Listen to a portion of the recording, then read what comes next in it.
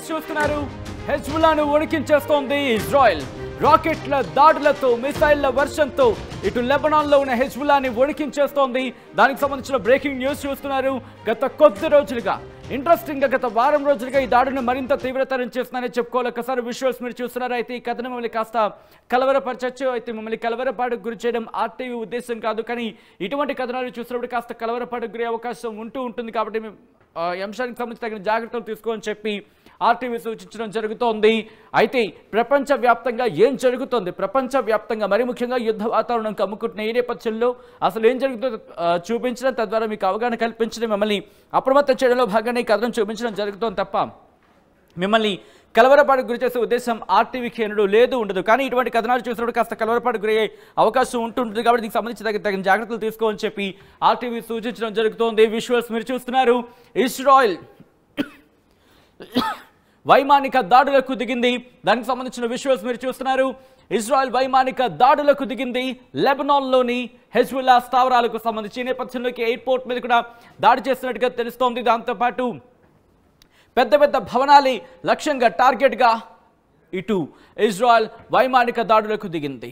కేవలం వారం రోజుల వ్యవధిలోనే 200 నుంచి సుమారు 250 వరకు కూడా హెజ్బుల్లా కమాండర్స్ను హతమార్చినట్టు ఇటు ఇజ్రాయెల్ చెప్పిందంటే అర్థం చేసుకోవచ్చు. వారం రోజుల వ్యవధిలోనే ఎటువంటి తీవ్రమైన దాడులకు దిగిందనేది. విజువల్స్ మీరు చూస్తున్నారు.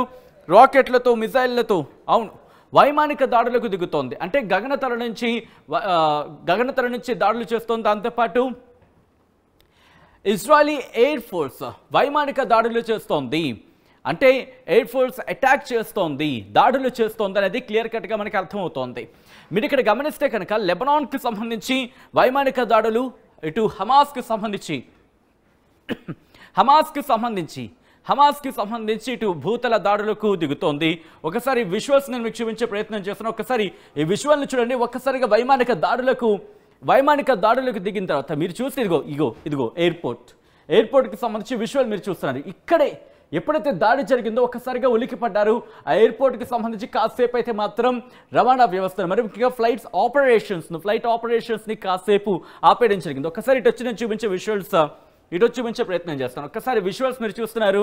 వైమానిక దాడులు జరిపిన ప్రాంతానికి సంబంధించి ఒక్కసారికి ఎప్పుడైతే వైమానిక దాడులు దిగాయో ఈ ప్రాంతం అంతా కూడా ఒక్కసారిగా భీతవాహ పరిస్థితి ఏర్పడింది.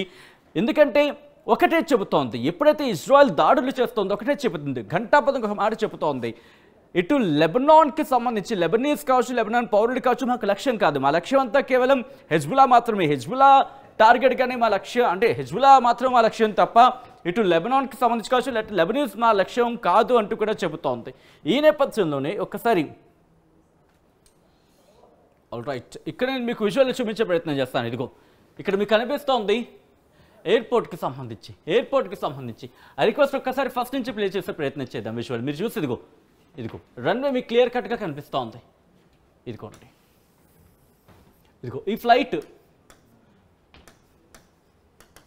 ఈ ఫ్లైట్ మీరు చూడొచ్చు ఆపరేట్ అవుతోంది. ఒక్కసారి ప్లే చేద్దాం పీసీఆర్ విజువల్ని ప్లే చేయండి. ఇదిగో మీరు చూడొచ్చు దాడి జరిగిన ప్రాంతం అంతా ఒక్కసారిగా షాక్కి గురయ్యారు. ఇది బీరట్కి సంబంధించి, సదరన్ బీరట్ అంటే లెబనీస్ క్యాపిటల్. అది క్యాపిటల్ బీరట్లోనే ఎక్కువ దాడులు జరుగుతున్నాయి సదరన్ లెబనాన్కి సంబంధించి. సదరన్ బీరట్ అంటే కనుక ఇటు దాదాపుగా ఇజ్రాయెల్ వైపు అన్నమాట. ఇజ్రాయెల్ వైపు కానీ అంతగా కాదు, కరెక్ట్గా మధ్యలో ఉంటున్న ప్రాంతం కింద భావించవచ్చు. అయినప్పటికీ కూడా అక్కడ వైమానిక దాడులకు దిగుతోంది. ఇజ్రాయెల్ ఒకటే చెబుతోంది, హెజ్బుల్లా స్థావరాలు ఎవరైనా హెజ్బుల్లాకి సంబంధించి వాళ్ళకి ఆశ్రయం కల్పించాలి, లేకపోతే వాళ్ళ సామాగ్రికి సంబంధించి, అంటే క్షిపణులు కావచ్చు, రాకెట్ లాంచర్లు కావచ్చు, గన్లు కావచ్చు, వెపన్స్ కావచ్చు, వేటికైనా సరే, అంటే వీటికి సంబంధించి వీటి స్థావరాలని వాళ్ళకి కనుక ఆవాసంగా కల్పిస్తే, వాళ్ళకి కనుక వాళ్లకు సంబంధించి వాటికి ఏర్పాటుగా ఉంచితే కనుక, వాళ్ళకి మద్దతుగా కనుక నిలిస్తే వాటిని టార్గెట్గా చేసుకుంటామంటూ కూడా ఇటు ఇజ్రాయెల్ చెబుతుంది. ఒక్కసారి విజువల్స్ మీరు చూస్తే పెద్ద పెద్ద భవనాలను కూడా వాళ్ళు పేల్చేసిన సందర్భాన్ని మనం చూడొచ్చు. దానికి సంబంధించి ఒకసారి ఆ విజువల్ మీరు చూస్తున్నారు. ఒక్కసారి ఈ విజువల్ని చూసే ప్రయత్నం చేద్దాం. ఈ విజువల్ మీరు చూస్తే కనుక ఒక్కసారి చూసే ప్రయత్నం చేయండి. అదిగో ఒక్కసారికి ఇళ్ళ మధ్యలో పడుద్ది. ఇళ్ళ మధ్యలో. మనకేమనిపిస్తుందంటే సాధారణంగా అదేంటిది ఇళ్ళ మధ్యలో పడింది ఏంటని అనుకోవచ్చు. కానీ ఇక్కడ ఒకటే చెబుతోంది ఇజ్రాయెల్కి సంబంధించి. ఇజ్రాయెల్ ఒకటే చెబుతోంది. ఇజ్రాయెల్ ఏమంటుందంటే కనుక మా లక్ష్యం ఇక్కడ లెబనీస్ కాదు, లెబనాన్ పౌరులు కాదు. ఘంటాబద్ధంగా ఒకటే చెబుతోంది. ఇక్కడ ఆవాసాలుగా ఇచ్చినా, లేకపోతే వాళ్ళకి ఆవాసాలుగా ఏర్పాటు చేసినా, లేకపోతే వాళ్ళకి ఆశ్రయం కల్పించినా వాటిని మేము టార్గెట్ చేసుకుంటాం. ఎందుకంటే అక్కడి నుంచి వాళ్ళ కార్యకలాపాలు నడిపిస్తున్నారనేది ఇక్కడ ఇజ్రాయెల్ చెబుతున్నమాట. వైమానిక దాడులు మీరు గత వారం రోజులుగా చూస్తే కనుక పరిస్థితి మారిపోతుంది. వారం రోజుల నుంచి కూడా దాడుల్ని తీవ్రతరం చేసింది. ఆ దాడుల్ని తీవ్రతరం చేసిన విజువల్స్ని మీరు చూశారు. అయితే ఈ వారం రోజుల వ్యవధిలోని దాదాపు 200 నుంచి 200 ఒకసారి మీరు చూడొచ్చు ఎలా టార్గెట్ చేసుకుంటున్నారు and at the same time ఆ దాడులకు సంబంధించి ఇది వాళ్ళ ఒక బ్లూ ప్రింట్గా మనం అనుకోవచ్చు. వాళ్ళు ఎలా ఫోకస్ చేస్తున్నారు, వాళ్ళ రాడార్స్తో కావచ్చు, వాళ్ళకున్న టెక్నాలజీతో ఎలా ఫోకస్గా దాడులు చేస్తున్నారు మీరు చూస్తే ఇది వాళ్ళు ఒకటే చెప్తున్నారు. ఒకసారి నైస్ పాజ్ చేస్తుంది మా టీం. ఒకసారి నేను చూపించే ప్రయత్నం చేస్తాను. ఇదిగోండి, ఎస్, ఒక్కసారి పీసీఆర్ కమాండ్ రిపీట్ చేయండి. ఏదో చెప్తున్నారు, రైట్. ఒక్కసారి మీరు చూస్తే ఇక్కడొక వ్యక్తి, ఇద్దరు వ్యక్తులు ఇక్కడ మనకు కనిపిస్తున్నారు. దాంతోపాటు ఈ వెహికల్ మీరు చూస్తే కనుక ఇక్కడ మీరు బాగా అబ్జర్వ్ చేయండి. అంటే ఆల్రెడీ టార్గెట్ చేశారు, ఇక్కడ ఫోకస్ చేసిన తర్వాత వీళ్ళు ఇక్కడ వాళ్ళ మ్యాప్ సిద్ధం చేసుకున్నారు. ఇక్కడ ఒక వ్యక్తి ఉన్నాడని చెప్పి వాళ్ళు చూశారు. సో ఇది చూసి ఇలా అరేంజ్మెంట్ చేసుకున్న తర్వాత ఆ రేడియస్ని కూడా అంతే కరెక్ట్గా ఇక్కడ ఈ రేడియస్లోనే దాడి జరిగింది. మీరు కరెక్ట్గా అబ్జర్వ్ చేస్తే కనుక ఇక్కడ ఈ వ్యక్తి ఆ వ్యక్తి మళ్ళీ ఒక్కసారి మళ్ళీ వెళ్దాం. మీరు అలా చూస్తూ ఉండండి. ఇంకొకసారి మళ్ళీ వెళ్ళి ప్లే చేద్దాం. కనురెప్ప పాట అంటూ ఉంటాయి కదా, కన్ను మూసి కన్ను తెరిచేలోపు ఒక్కసారి మళ్ళీ చూసే ప్రయత్నించేద్దాం. మళ్ళీ ఒకసారి ప్లే చేద్దాం. చూస్తూ ఉండండి. అంతే ఇలా ఆ ఫోకస్ ఉంటుంది. ఒక్కసారిగా అక్కడ అంతే పూర్తిగా మీరు చూస్తే కనుక పెద్దగా బాంబు పేలినట్టుగా మనకి కనిపిస్తుంది. ఆ ఇద్దరు కూడా హతమైపోతారు. కనిపించరు ఇద్దరు కూడా మీకు అక్కడ చూస్తే ఫోకస్డ్గా ఇద్దరు. సో ప్రస్తుతం ఇది ఇజ్రాయెల్కి సంబంధించి అంత టార్గెట్గా, అంత ఫోకస్గా వెళ్తోంది, అంత ఉధృతంగా వెళుతోంది, అంత లక్ష్యం చేసుకుని వెళ్తోంది. హెజ్బుల్లాను అంతమొందించడమే లక్ష్యం అంటూ కూడా ఇటు ఇజ్రాయెల్ చెబుతోంది. సో ఆ పరిస్థితి ఇక్కడ మనకి క్లియర్ కట్గా అక్కడ ఒకసారి చూడొచ్చు. ఆ ఫోకస్ చేసిన తర్వాత డ్రోన్ విజువల్స్ అండ్ డ్రోన్ దాడులు కావచ్చు, అయితే వైమానిక దాడుల్ని తీవ్రతరం చేస్తోంది. ప్రతి కదలికను అబ్జర్వ్ చేస్తున్నాం అంటోంది హెజ్బుల్లా. ప్రతి కదలికను అబ్జర్వ్ చేస్తున్నాం. మా దాడులు కేవలం హెజ్బుల్లా మీదే తప్ప లెబనాన్ పౌరులు కావచ్చు, లేకపోతే ఏ దేశాలకి సంబంధించి ఆ దేశ ప్రజలు కాదు. అక్కడ మాకు ముఖ్యంగా హమాస్కి సంబంధించి మాకు టార్గెట్. గాజా పౌరులు, పాలస్తీనులు మాకు లక్ష్యం కాదు. మాకు కేవలం మా లక్ష్యం అంతా హమాస్ అని అక్కడ చెబుతోంది. లెబనాన్కి సంబంధించి మాట్లాడుకున్నప్పుడు అక్కడ లెబనాన్ పౌరులు మాకు లక్ష్యం కాదు, మా లక్ష్యం అంతా హెజ్బుల్లా అంటోంది. ఇటు హౌతీ రెబల్స్కి సంబంధించి అక్కడ సంబంధించి మాట్లాడుకుంది. యమన్కి అంటే కిందకి డౌన్ ద మ్యాప్ వచ్చినప్పుడు యమన్కి సంబంధించి మాట్లాడుకుంటే అక్కడ యమన్ పౌరులు మాకు లక్ష్యం కాదు, హౌతీ రెబల్స్.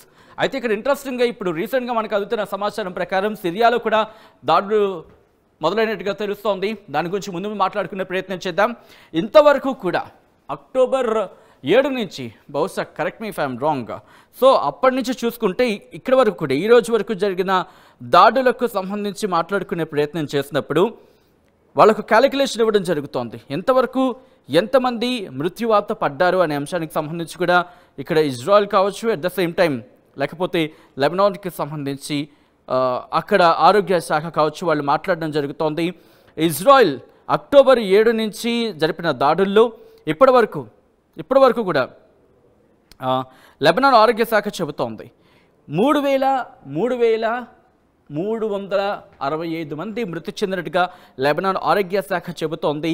14,344 మంది తీవ్రంగా గాయపడినట్టు లెబనాన్ ఆరోగ్య శాఖ చెప్పడం ఆందోళన కలిగిస్తోంది ప్రజెంట్ అక్కడైతే మాత్రం. సో ఈ కథనానికి సంబంధించి మీరేమనుకుంటున్నారు? ఈ కథనం మీద మీ రియాక్షన్ ఏంటనేది కింద కామెంట్ బాక్స్లో మెన్షన్ చేయండి. ఎందుకంటే ఇటు ఇజ్రాయెల్ అలాగే హెజ్బుల్లా మధ్య సామాన్య పౌరులు నలిగిపోతున్నారనే చర్చ జోరందుకుంటోంది. నిజంగా అటువంటి పరిస్థితి ఉందా? అటువంటి పరిస్థితి ఉందా అనేది ఒకసారి మీకేమనిపిస్తోంది? ఎందుకంటే ఇజ్రాయెల్ ఒకటే చెబుతోంది, మా లక్ష్యం అంతా కూడా హెజ్బుల్లా, హమాస్, హౌతీ రెబెల్స్ మాత్రమే తప్ప సామాన్య ప్రజలు కాదు అని. అదే మాట హెజ్బుల్లా మాత్రం ఒకటే అంటోంది, మా పౌరుల విషయానికి వచ్చినా లేకపోతే మమ్మల్ని లక్ష్యంగా చేసుకున్న పాలస్తీనులకు సంబంధించి టార్గెట్ చేసుకున్న వారిని విడిచిపెట్టలేదు. ఇన్ఫ్యాక్ట్ మా మీద దాడి చేస్తే కనుక తిరిగి వాళ్ళ మీద మేము దాడి చేస్తూ ఉంటుంది Hezbollah, Hamas, at the same time Houthi rebels. ఇదే అంశానికి సంబంధించి ఇరాన్ కూడా ఇంకా రియాక్ట్ కాలేదు. చాలా ఇంట్రెస్టింగ్ అంశం అని చెప్పుకోవాలి. ఎందుకంటే చాలా రోజుల తర్వాత ఇరాన్ రియాక్ట్ అయిన సందర్భాన్ని చూసాం. ఎందుకంటే అక్టోబర్ 1న ఇరాన్ ఇజ్రాయెల్ మీద దాడి చేస్తుంది. ఆ తర్వాత దాదాపుగా 20 రోజుల వ్యవధిలో, అంటే నెలాఖరులో ఇటు ఇజ్రాయెల్ తిరిగి ఇరాన్ మీద దాడి చేస్తుంది అక్టోబర్లో. ఇది దాదాపుగా మనకి నవంబర్ 14 వచ్చేసాం. కానీ ఎక్కడా కూడా, అంటే దాదాపుగా 2 వారాలు అనుకోవచ్చు, ఇరాన్ తిరిగి ప్రతిదాడి చేయలేదు. కానీ డైలాగ్ మాత్రం వేస్తుంది, మేము ప్రతిదాడి చేస్తామంటూ కూడా. ఈ నేపథ్యంలో ఇరాన్ వ్యూహం ఏంటి? ఇరాన్ ఏం చేయబోతోంది? హమాస్, హెజ్బుల్లా కేంద్రంగా ఇజ్రాయెల్ లక్ష్యంగా ఎటువంటి దాడులు చేయబోతుంది అనేది ఇప్పుడు ఆసక్తికరమైన చర్చగా మారింది. ఇప్పుడు ఇజ్రాయెల్ మాత్రం దాడులే వేగవంతం చేస్తుంది. దీన్ని హెజ్బుల్లా తిప్పికొడుతుందా? ఇరాన్ వెనకాల ఉండి ఏం చేయబోతుంది అనేది ఇప్పుడు ప్రపంచవ్యాప్తంగా చర్చకు దారితీస్తుంది. మీకేమనిపిస్తోంది? మీ అభిప్రాయం ఏంటి? ఇప్పుడు ఈ సిచ్యువేషన్లో ఎవరిది పై చేయి సాధించే అవకాశం ఉంది? ఇరాన్ కామ్ అయింది అనుకుంటున్నారా? లేకపోతే ఇరాన్ కామ్ డౌన్ అయిందా? లేకపోతే ఇరాన్ తిరిగి మళ్ళీ దాడి చేసేందుకు ఆ మౌకా, అంటే అవకాశం కోసం చూస్తోందా? ఏం చేయబోతోంది? ఏం జరగచ్చు? మీ అభిప్రాయం ఏంటంది కామెంట్ బాక్స్లో మెన్షన్ చేయండి.